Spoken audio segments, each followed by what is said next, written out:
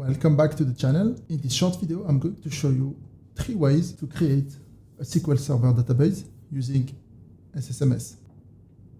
So first, of course, you need to connect to your SQL Server.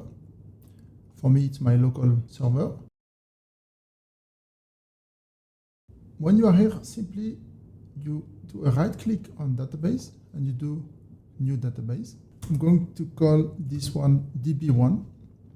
So by default, you will have the initial size at 8, the auto-grow size at 64 megabytes, and it will use the default data folder for your database. To create a simple one, you can use these settings. You validate, clicking on OK, and you have your first database. The second way of creating a database, if you already have one, like the one we just created, you do a right click, script database as, and create to, and you select new query editor.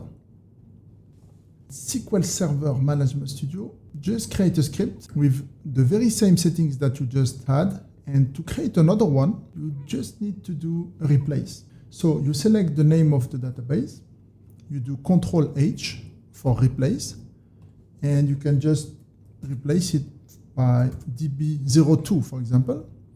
You replace all the text. Now you have a script ready to create a database. That's the second way of doing it. You execute. If you refresh, you have 2 databases now, DB01, DB02.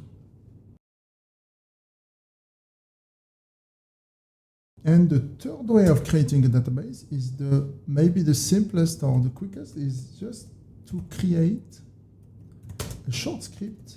You do create database DB03, you add a semicolon, and you click on execute. And that's it, you have a database. DB1, DB2, and DB3.